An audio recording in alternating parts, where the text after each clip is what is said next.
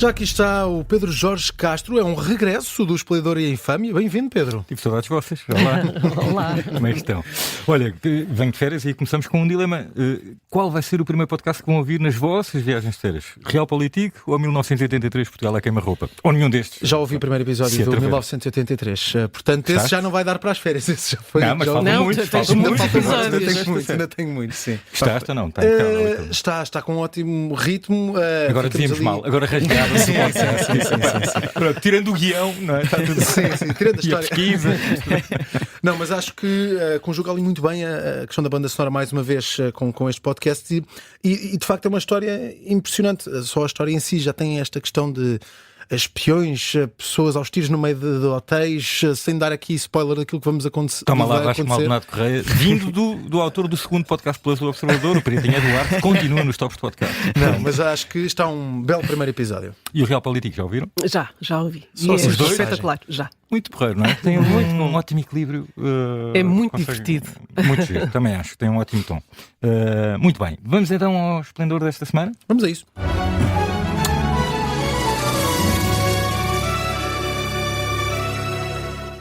Voltas de férias e és logo presenteado com mais 2 candidatos presidenciais, uma sondagem que dá um surpreendente empate técnico. Vislumbras algum lado esplendoroso nisto? Vislumbro logo que é, ninguém vai ter razões de queixa por falta de opções, não é? Não há nuance política que não esteja aqui representada. E atenção, ainda faltam, não é? Para já, na verdade, exato. Na verdade ainda falta razões de queixa. É, claro, falta um candidato claramente identificado com o Chega, não é? E que assuma isso e que sobretudo, consiga recolher o apoio total, sem reservas, de André Ventura.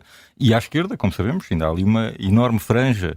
Ali à esquerda de António José Seguro e à volta de António Filipe, que também ainda não tem candidato, tem que se rever. Portanto, isto não vai ficar por aqui. Augusto Santos Silva diz que esse candidato tem que se apresentar, esse que representa esse espaço todo. Mas pronto, como ele não tem poderes para ir lá buscá-lo por uma tela e andar a percorrer o país com ele à força, a fazer de babysitter, enfim.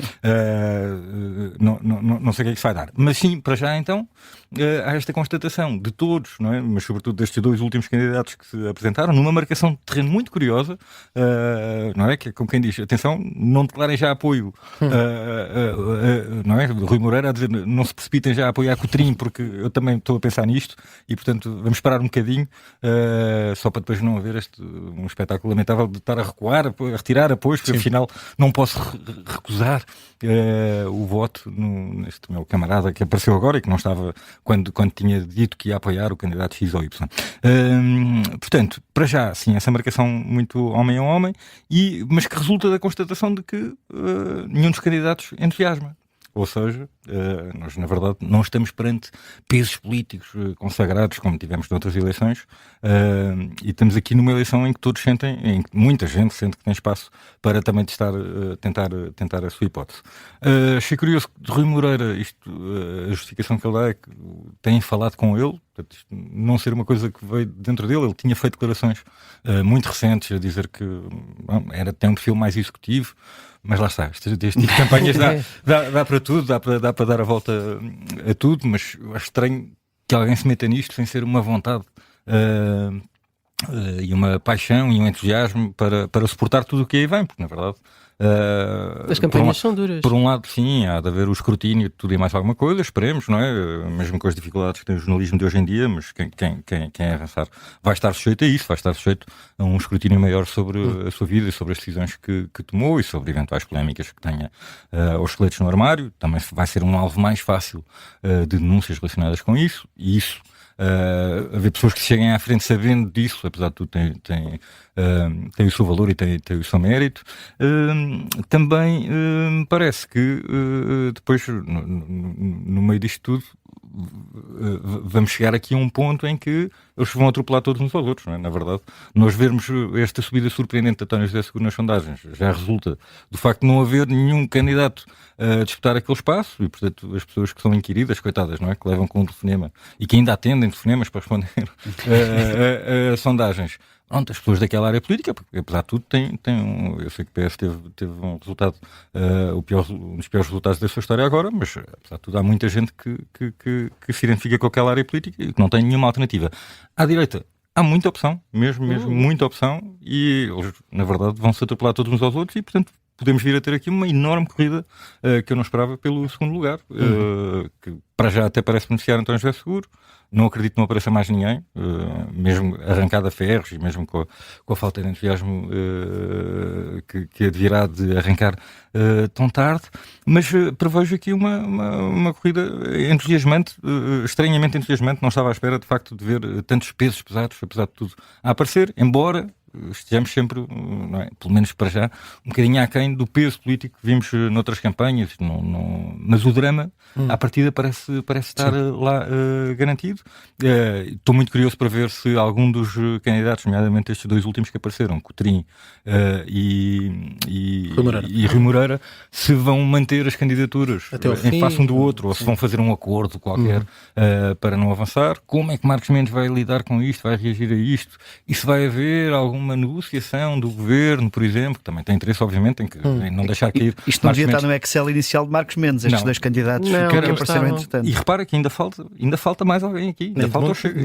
Do PSD, quando apoiou Marcos Mendes, certamente Rui Moreira assim um nome potencialmente. Sim, se eles soubessem, não é? Pronto, sim. Mas agora precipitaram-se, já não têm volta a dar, já não há grande margem de recuo aí. Sim. Mas ainda estou para ver como é que o governo vai gerir isto, se vai envolver nisto de alguma maneira e eventualmente tentar algum acordo com a IEL por outra via qualquer para não avançar com o Trim, para não queimar aí tantos votos a Marcos Mendes. Portanto, acho que ainda temos aqui muitas perguntas para ver, mas e também André Ventura, eu acho que está com um grande entalão, vai ficar fora disto. Tudo, vai conseguir aguentar-se e ficar fora disto tudo. De facto, ele próprio o partido, então o partido não vai ter uma voz ativa. Portanto, aquilo que nós vemos é, ok, há candidatos que dizem, não é, que os votantes do Chega não têm lepra, mas isto chega para ele se manter de fora, e eu percebo que os candidatos, 400 mil votos. Eu percebo que os candidatos resistam a ficar enclausurados na gaveta do Chega, não é? Isso também não seria como o Chega tem uma taxa de rejeição maior do que a taxa de aprovação,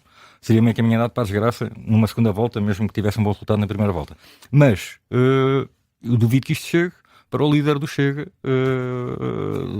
se ficar por aqui e dizer simplesmente, pronto, votem quem quiserem. Isto é tudo péssimo, mas votem quem quiserem. Ele não tem propriamente um histórico de ter dificuldades em ir a jogo, não é? Portanto, se o picarem muito, se calhar... Agora está numa circunstância diferente, mas também já vimos que quando mete outro candidato, os resultados não são os mesmos e, portanto, prevejo aqui um grande entelão para André Ventura. Talvez e vou ficar curioso para ver como é que ele sairá disto e muito curioso para ver o que é que vai sair daqui, porque parece que ainda vamos ter muitas surpresas nos próximos 6 meses, vão ser alucinantes e vertiginosos. Alta política, estamos todos entusiasmados com isto para acompanhar na nossa tarde política. Sim, e certamente vamos ter depois em dezembro, no período de Natal, ótimos debates para acompanhar também entre todos estes candidatos. Estou muito curioso para ver os que se confirmarem. Bem, vamos à infâmia.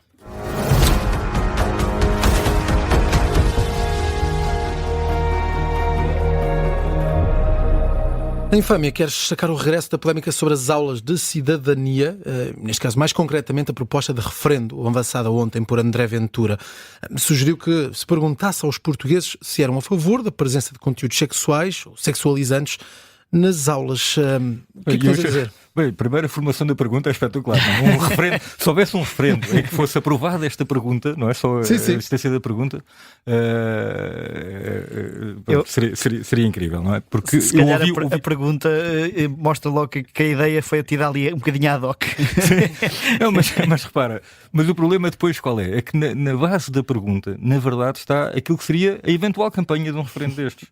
Porque nós, depois aquilo que vemos, é muito difícil ter uma conversa serena e moderada, com moderação sobre este assunto. Nós estamos aqui a tentar procurar pontos de equilíbrio entre duas fações absolutamente radicais, não é? Um lado muito conservador, em que se fala de recrutamento, portanto, como se andassem a recrutar alunos para as fações LGBTQ, não é? E do outro lado, obviamente, pronto, sempre a falar em retrocesso, por não haver veiculação de certas ideias nas aulas, nomeadamente, isto resume tudo, creio eu, às políticas de género e à identidade de género. Parece-me que estamos todos a viver aqui numa falácia, não é? Eu acho que há aqui uma grande falta de noção sobre o que é o mundo de hoje em dia. Eu lembro-me, pronto, é verão, eu vou contar esta história, não tem mal nenhum. Se fosse inverno. Há muitos anos, não é? Há muitos anos não havia nada disto, não é? E portanto havia uma coisa que se calhar vocês já não tiveram, não é? Que era a conversa. A conversa era o momento em que o pai chegava ao pé do filho e lhe dizia uma série de coisas e pronto, e sobre a sua iniciação sexual, coisas que ele deveria saber antes de tratar disso. E só o facto de se chamar a conversa. É uma coisa que quase todas as pessoas da minha geração sabem. Era uma coisa mitológica. Sendo que tem vários problemas. Não é? Primeiro, é impossível resumir isto e apresentar isto numa conversa e é muito difícil acertar no timing. É muito difícil acertar se isto é um bocadinho antes, cai ao lado, não é? Se é depois também já não vale nada. Sim. E se é em cheio é estranho, portanto não é? Como é que se sabe que é ali mesmo em cima? E então não havia na altura, portanto, além de ser a conversa e de não ser, obviamente hoje em dia sabemos e felizes dos lares onde é possível haver lares, é uma palavra muito conservadora, felizes das famílias, Era para remeter para o teu timing da conversa. felizes das famílias onde é possível ir havendo conversas sobre isto, pronto, com todo o melindre que a situação apresenta. Mas não havia outro tipo de informação disponível, não é? Claro, havia nas aulas de ciências da natureza, eventualmente, não é? Falava-se ali um bocadinho, mas muito por alto e com algumas subtilezas. E depois, na minha casa, felizmente havia jornais e revistas, mas nem nos jornais e revistas havia muita coisa. Havia, por aí, uma pequena revista, que era a revista Maria, que tinha uma edição, que era um formato mais pequenino para as senhoras, sim, era essencialmente lida por senhoras, era o que era, transportarem na mala, e que tinha 4 páginas semanais de consultório sexual. 3 páginas para ela e 1 página para ele. E conheço muita gente que aprendeu algumas coisas a ler essas páginas enfim. E deve ter aprendido algumas coisas também estranhas. Porque eram... Certo, claro, pronto. Mas qual é a questão? Hoje em dia ninguém precisa dessas páginas do consultório da revista Maria para nada, porque informação abunda, portanto não vale a pena nós acharmos que há certas coisas que, se não forem ditas em contexto de aula, que as pessoas não vão à procura, que os miúdos não vão à procura em todas as outras fontes que têm disponíveis, porque obviamente na internet, nas redes sociais, vão ser bombardeados com tudo isto a toda a hora e na verdade a questão é filtrarem e saberem identificar onde é que vão ir. E sim, peço imensa desculpa, claro que uma coisa é o proselitismo, não é? De propagação de uma determinada ideia nas aulas, e este creio que é o ponto mais sensível, mas outra é restringir-se as conversas sobre este assunto como se os miúdos não precisassem precisamente que houvesse pessoas de bom senso, como nós acreditamos que será a generalidade dos professores, dos presidentes de escolas e dos pais, caramba, claro, não é? Nós precisamos que haja pessoas com bom senso, com razoabilidade, com equilíbrio, que lhes chamam a tirar dúvidas. A poder tirar dúvidas, a poder chamar-lhes a atenção para certas coisas que não tenham ouvido, a poder desfazer certas dúvidas e dilemas que todas estas questões provocam. Portanto, voltando à pergunta de André Ventura, eu quando o ouvia verbalizar a pergunta, com franqueza, não é? Achei logo, vai haver imensa gente a votar não, porque depois aquilo que em que se transformaria esta campanha seria na divulgação de todos os casos extremos que nós conhecemos, em que se passou o risco do que seria desejável, acho eu, equilibrado em certas escolas. Há um caso disperso aqui, outro ali, onde foi lá alguém contar não sei o quê, uma narrativa assim ou assada, em que só dava hipótese às pessoas de serem lésbicas ou homossexuais e não havia hipótese para serem heterossexuais. Enfim, imaginei todos esses casos amplificados e aquilo que eu presumo que seja a norma geral a ficar completamente esquecida e tratada como se não existisse. E, portanto, um referendo sobre um caso destes é algo que me assusta, com franqueza, por aquilo que seria essa campanha. E, portanto, acho que devíamos procurar manter aqui um certo equilíbrio. O Ministro da Educação falou finalmente há bocadinho sobre isto. As declarações dele apontam nesse sentido. Vamos ver o que é que sai daqui, mas queria registar a infâmia que seria esta campanha para um referendo com base numa pergunta destas, ou qualquer adaptação benévola desta pergunta formulada por André Ventura. Muito bem, ainda temos tempo para abrir o baú.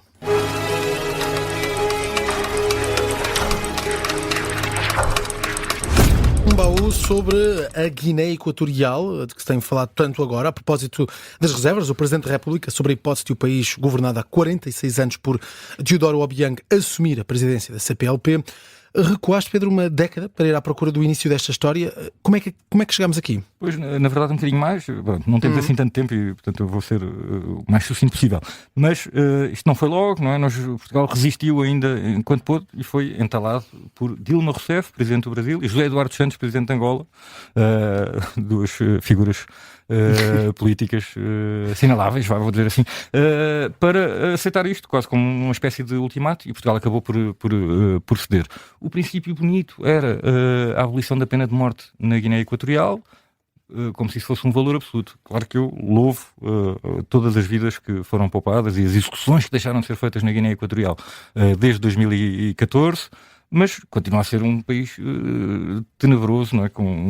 Campeão de abusos dos direitos humanos, muito pouco recomendável, mantém Teodoro Obiang há 46 anos no poder, ou seja, o princípio da abolição da pena de morte, se fosse o início de um caminho mais profícuo e mais generalizado, não é? Eles ainda há pouquíssimo tempo tiveram uma chamada Operação Limpeza para prender massivamente todos os opositores do regime. Se isto fosse um caminho mais consistente, poderia ter virtudes, mas na verdade fomos anjinhos, não é? E deixámos ir por pragmatismos que eu creio que claramente hoje nos deixam nesta situação absolutamente constrangedora. E a pergunta de 1 milhão é quantas pessoas na Guiné Equatorial falam português? Quantas é que são? Alguém sabe? Alguém consegue chegar o número? Então temos as estimativas que encontrei aqui apontam para 1% da população. Portanto, e é um país destes que se arrisca a presidir a comunidade dos países da língua portuguesa. Pronto, para pensar um bocadinho. Isto não foi sempre